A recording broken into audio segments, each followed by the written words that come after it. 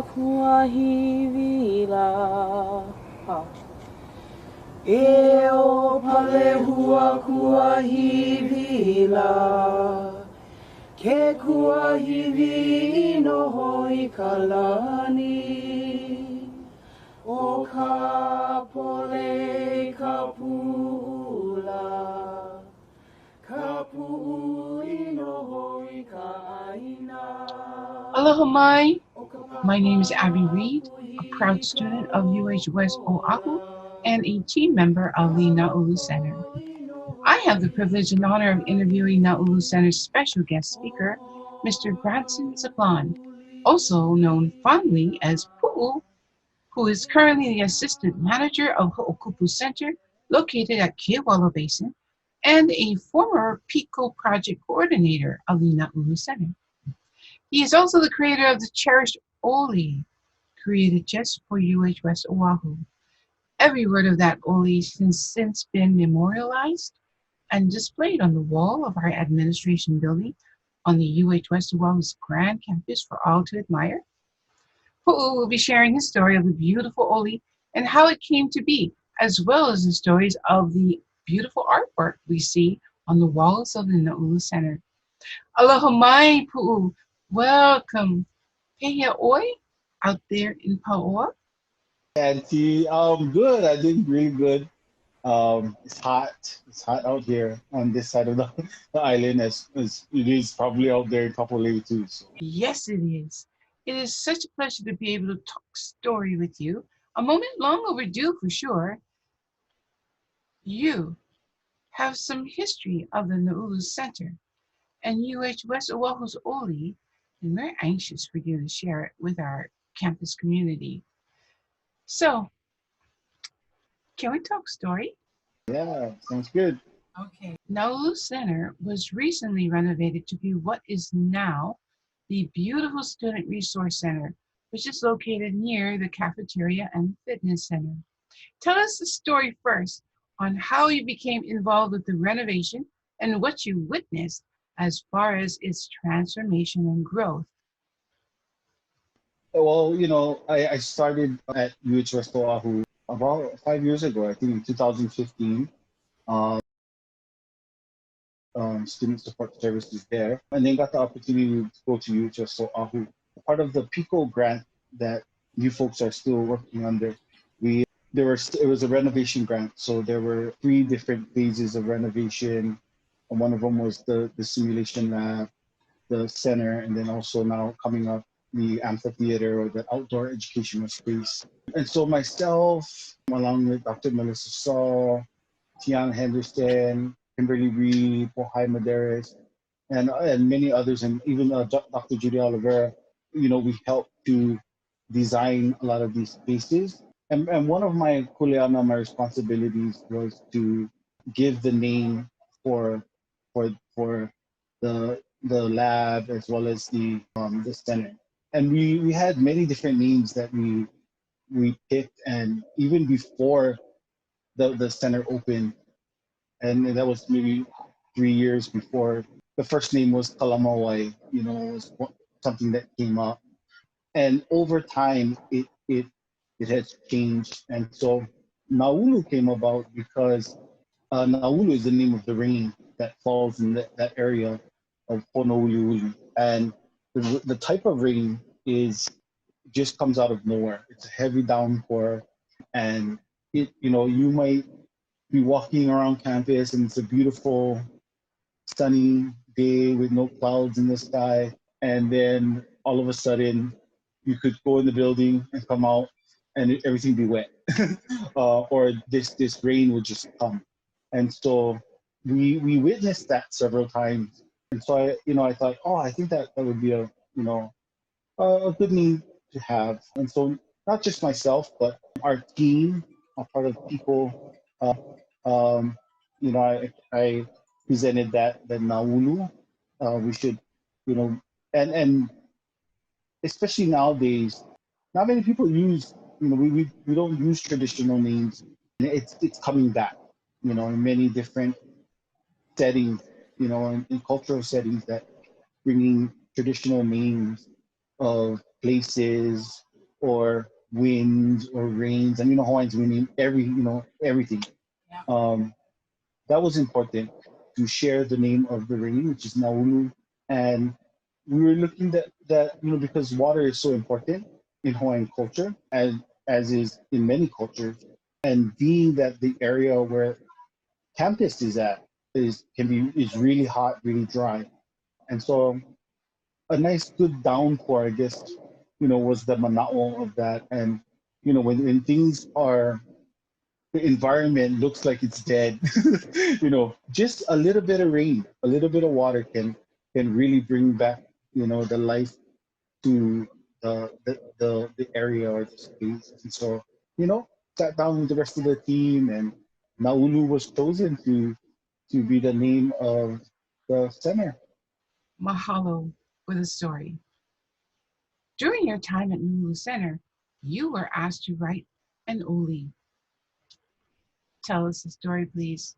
I started at UH West Oʻahu, and then one of the things that I was tasked with was to write an oli. And so at that time, Chancellor Rocky Freitas was chancellor for UH West Oʻahu, and he really wanted an oli. So I was tasked with that, thinking that they wouldn't, thinking he was going to forget, but he didn't forget, and he continually asked, if the oli was finished. Well, I have to remind a lot of people that campus, UH West Oʻahu, was housed or was at Leeward Community College in the Pearl City area, or in that Puʻu area that we call. So, and there, Dr. Leilani Basham, who was a professor at West Oahu, wrote a beautiful oli that is done at graduation every semester. So, and talks about many places throughout the entire area, the entire district of Ewa. And so when campus moved to Honouliuli, where it is now, Chancellor Freitas wanted an oli. And so Julie Oliver, our vice chancellor, she was asked when she went over to West Oahu to write that oli, and she told him, she's like, yeah, okay. And then when I got there, she kind of threw it on to me. And so during this time, and this is the beginning years of the PICO project, and I was probably maybe a year behind than some of the other coordinators who were already there. But this is a time where our pre-nursing program was getting started. Our simulation lab was being renovated, or designed and being renovated. And we were all in this little office upstairs in C building. But we were all in that little office there. And so we were also doing research about the area of Honouliuli and the district or the moku of Ewa, and researching different places, wahipana, different stories that connected to that area or to the surrounding areas, and using those things to design the spaces, so color choices, carpets, and all these kinds of things that mostly the girls took care of. I mean, they had more patience to sit through it all. And I found a lot of interest in the stories, what we call ka'au, or the mo'olelo, legends and myths and stories, the history of the place. And so I did a lot of research on Honouliuli and found different wahipana. And, just one day driving home from work, from Kapolei to Pu'u, back to town, after much thought and going through different process with research and whatnot, the leo for this oli just came, and the words just came as well, because I was able to connect the places, the wahipana, and just kind of tell a story. And so the oli, Mele Honouliuli, is not a traditional kind of oli. It's more of a mele. It has more of a melodic sound. And so, yeah, the words came, the leo came, and I was able to put that oli together. And Mele Honouliuli is, at first I remember the first time that I chanted it or sung it was at one of our pre-nursing sessions that we would have. And I remember a lot of our faculty or a lot of our staff, they was like, wow, where did that come from? And, I was like, I don't know, I just made that up. So it all, the leo, the words, that all just came. But that was because of the work that was being done, the research to build, to build designs for Nāulu and the amphitheater and, all of the different programming and things that we were doing. So, yeah, that answer your question? Yes, it does. So, you created the beautiful oli. The students and staff of the Nāulu Center learned it and proudly shared it at several events, I believe, in public. But that wasn't it. Tell us about the wall. The administration building, there is a wall with a topographic, I think it's a topographic map of the Evamoku, or the district of Eva. And, well, it's a topographical map of Honouliuli. And it was designed, that design came from Brian. And in the lines of this map is the Mele Honouliuli is written in each of the lines, that is, I guess, sections off different parts of the Ahupua or Honouliuli. And so when I first I got an email actually from Judy Oliveira, who was like, look at this. They want to use this as the design for this wall. And at first I looked at it and I was like, okay, well, yeah, well, what is it? Yeah, okay, it's just a map. Like, and she said, look closer. You have to look closer and zoom in. And so, I did that and saw that the words to Mele Honouliuli was written in these lines. And, I was like, wow, it's yeah, so, a great honor to see that and to be part of the UH West Oʻahu Ohana. So, yeah, I was definitely honored, but, that O'oli was, of course, a gift to Chancellor Freides, but also a gift to, all of my colleagues, students, and Ohana at West Oahu, So, yeah, that's the wall in the admin building. Hopefully that's the right wall you're talking about, Auntie. Yes, sir. That's the right wall. Wow. Mahalo for your story. I hear you can tell other stories about some very special art pieces created just for Nāulu Center. Please tell us about the art. So there are 3 pieces of artwork in Nāulu. 2 of those pieces are kapa pieces that done by Delani Tane, who is a master kapa maker. Those pieces speak about the area of Honouliuli. Actually, both of these, all 3 of the art pieces speak about Honouliuli. The kapa pieces not just speak about the place, but also speak about the programming, that was type of programming that we were involved with, which was, nursing. So it looks at la'au la'au. It talked about the anay, the mullet that would run around through Oahu, and that's where the area Waianae gets that name, because the anai fish would run past there, but also that the anai would spawn in Pu'uloa, or that area where Kapapa'apuhi, the fish pond, is located, in that area where everybody calls it Pearl Harbor today.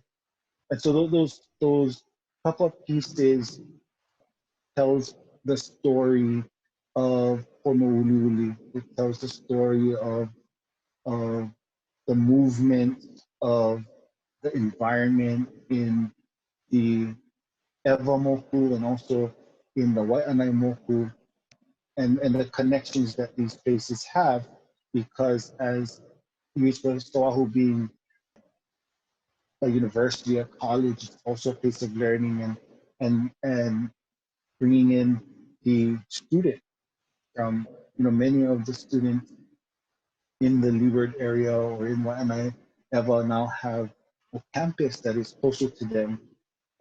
And we found, during, we found that many people, students, just taking nursery courses at UH Manoa would be, could be sitting, driving or sitting in traffic for up to 4 hours a day. But having West Oahu there really helped to provide a space, a place for many of our community members. And so those artwork kind of, they look at the history of these places and now in contemporary times and how we can connect those two and what those mean. And those are the kapa prints that are located. There's one, a long piece of kapa that is in one of the rooms on where the kitchen is located. And then another bigger piece of kapa, beautiful kapa, that also talks about the different ka'au or legends and myths that have happened in the area. And then the other piece of artwork beside the kapa pieces is a larger mural that was done by Puʻu. And it's really it's a educational tool to share about, and visually another fabulous piece of art that, when you look at it, it's amazing. You're in awe because of the detail of the work. I mean, the pictures and just, the artist's vision, and it kind of gives you a peek into what he kind of sees in his own, through his eyes. But I think the attention to detail is just amazing. But that wall is an educational tool. That wall, that art piece is also another art piece that speaks about Honouliuli, speaks about the district of Ewa, the stories of Hi'iaka i Pele and her sister Pele, and that saga, that epic saga where Pele sends her sister Hi'iaka from Hawaii Island to Kauai to get her lover Lohiau and to bring him back. And so it kind of, it depicts the movement. Another, there we go again, the movement, and also Kapo Ulakina'u, who was another sister of Pele, and speaks about the hill in Kapolei, and really that's where that Kapolei comes from Kapo Ulakina'u, and there is a hill located right in, I guess you could say, downtown Kapolei called Pu'u Kapolei, and that is also mentioned in the Oli Mele Honouliuli. And so really we used that as an educational tool. We used it with Kupihea and Tiana Henderson. And if you ever get a chance to sit with Kupihea or even with Tiana, they can probably tell the story much better than I did. But but it's those pieces are more than just artwork. They are educational tools that we use and we use to represent our movement in every day, going to college. The whole point of us putting a lot of these things together was to provide support to our students and to find solutions. Many times it's often in a higher education institution that the solution is a very Western one. But for us, we try to use indigenous solutions, Kanaka solutions to help our students succeed in school, because we find that in many of these stories that are being told through the olis, through the artwork, there are important lessons, important in all of the stories, in the art pieces, the stories that the art pieces, the oli, the chant, we can always find important lessons and themes to live by, to better ourselves, better our families, better our communities, and help one another out in every way that we can. And so that is just some of the work that not just myself, but all of us in the People Project, the beginning crew, just some of the things that we were doing. And some of the people we were able to connect with, like Auntie Delany and Michelle. I would say, my time at UH West Oahu was an awesome time to be there. It was, a new campus, new faces, new spaces, and really an opportunity for myself and many of us, especially those of us who are Kanaka, are Native Hawaiian, to be able to write another chapter in the story, not just be on the wayside to watch it happen, but to be part of it, the planning, the coordinating, the building, and that's a big thing, I think, especially in these times. And many of our our kupuna, our makua who came before us have done many awesome things in the community. But I think for many of us young Hawaiian educators, that was an awesome thing to be a part of and to be led by awesome leaders. And that was important, and it was a lot of work.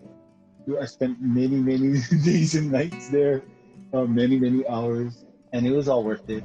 And I only have, I only have the good memories outweigh all of the junk memories. So I have to say that I really, really love that place and the people there, and the students, and it is rewarding to, when you see students graduating, beginning their careers as nurses, and just to know, like, wow, I had a part in that, and wow, I had a part in, creating or, building, designing, creating these spaces.